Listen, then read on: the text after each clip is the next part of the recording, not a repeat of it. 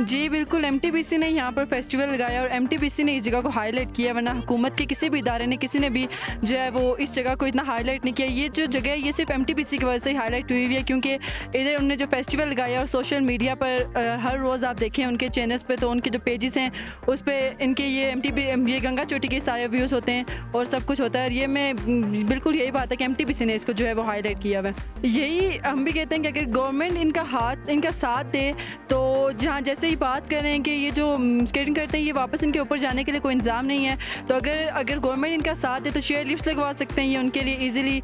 और एमटीबीसी एक अकेला जो इदारा है वो इतना सब कुछ मतलब कर सकता है, लेकिन हुकूमत को उनका साथ देना चाहिए।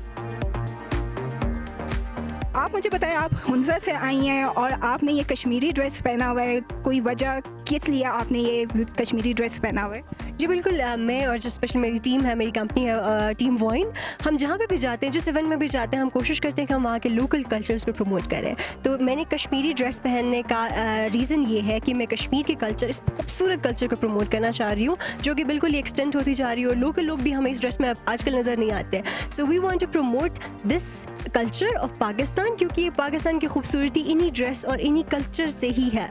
सो कल्चर के साथ साथ ऐसी जगह हो तो फिर क्या ही बात होती है।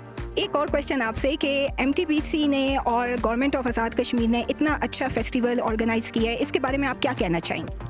जी बिल्कुल, मैं उनका बहुत ज़्यादा शुक्रगुजार हूँ, थैंकफुल हूँ कि उन्होंने बहुत एक अच्छे तरीके से इस इवेंट को ऑर्गेनाइज़ किया है। स्पेशली एथलीट्स का बहुत ख्याल रखा है, जो टूरिस्ट आए हैं वहाँ से उनका बहुत ख्याल रखा है, खाने से लेके उनकी एम्बुलेंस और each and everything service was in place. और उनकी जो टीम थी दे वर रियली अमेजिंग और बहुत सपोर्टिव थे, हर तरीके से हमें फैसिलिटेट करने की कोशिश कर रहे थे।